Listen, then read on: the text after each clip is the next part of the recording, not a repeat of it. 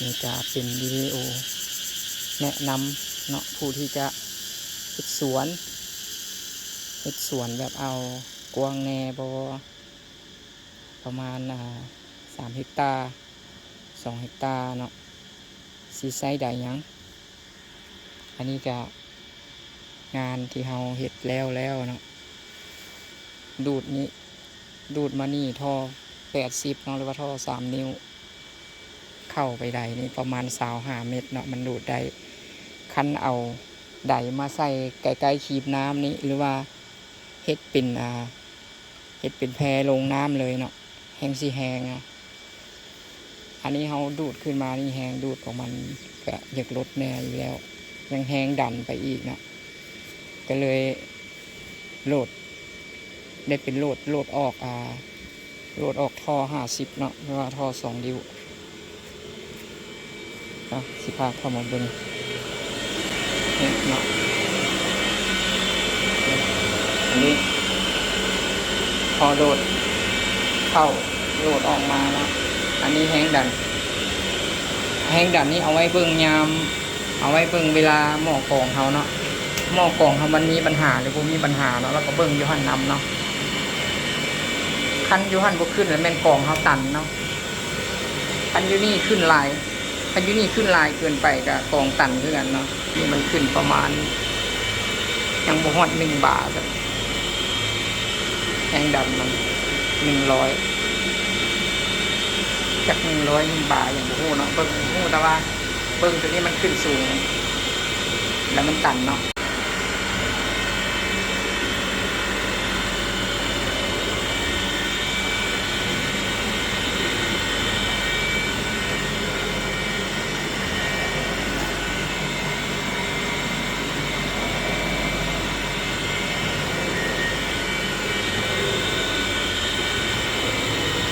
แห้งดัน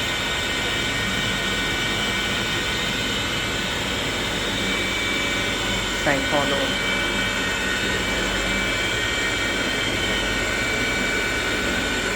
นิ้วโหลดเป็น2 นิ้วดูด20 เมตร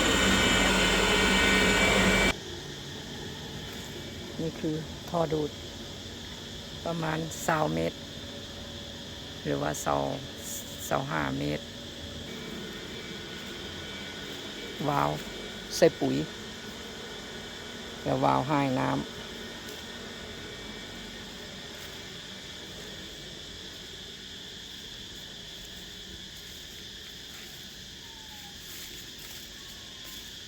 หนองแต่นี่ไปนี่10 เมตร10 ปลายเมตร10 ปลายเมตร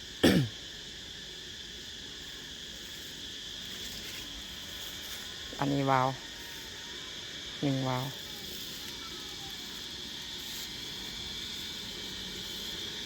ระบบน้ำให้ถัง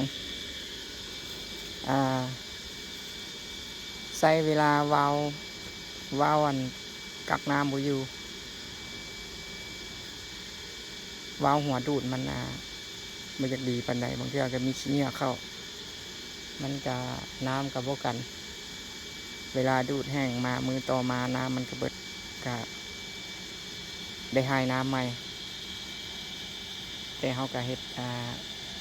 ต่อเป็นระบบน้ำถังนะน้ำถัง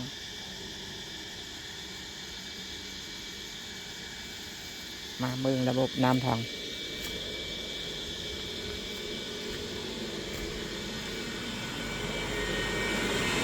นี่คือน้ำถังอันนี้เป็นวาล์วน้ำถังเวลาเขาสิให้น้ำเนาะเขาก็เปิดนี่แล้วมันก็เปิดนี่ก็ไปเปิดวาล์วมันไล่ลมน้ำเต็มถังน้ำเต็มท่อดูด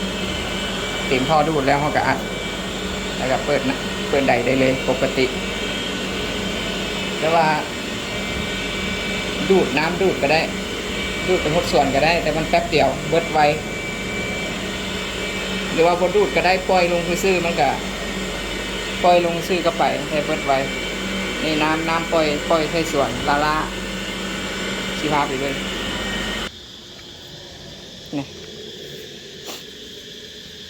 นี่มันน้ำปล่อยใส่สวนปล่อยจากถังลงมาอันนี้ก็ขึ้นไปก็เป็นทาง2-3 พันลิตรปล่อยลงมานี่กับวาล์ว2 ทางน้ำอันนี้ไปงานหนึ่งอันนั้นไปงานหนึ่งแยกส่วน1 ส่วน 2เนาะอันนี้ก็วาล์วเปิดน้ำขึ้นถังคือเขาเปิดน้ำไปทีเนาะเขาเอาน้ำมันลงมาไหลเขาก็เปิดขึ้นถังมันใกล้จะเต็มเขาก็ปิดแมสข้างหน้ามากะเปิดลงมานี่ก็คือกันเนาะเป็นเอาหดส่วนนี้แล้วเขาก็ปิดแล้วก็มาหดนี่ก็สายเนาะท่อเมนท่อ50ตัวนี้ก็ไปพุ่นตัวนี้ก็ไปพุ่นไปสายแลนออมสวนแบบนี้แล้วเนาะน้ำมันก็แลนออมสวนคือตัวนี้นี่บ่ได้ออกจากท่อเมนออกจากท่อน้อยจะเป็นตัวนี้ก็ว่าน้ำทั่วสวนบ่โอเคเนาะแห้งดีนี่ก็ไปจนสุดพุ่นนี่ก็ไปจนสุดพุ่นสุดกกสำสากกน้ำใหญ่เงี้ยพุ่นเพราะว่าท่อเมนนี่มันไปไกลครับไกลสำหรับเขาก็ได้น้ำไปซ้ำนั้นนะท่อ50นี่แหละท่อเมน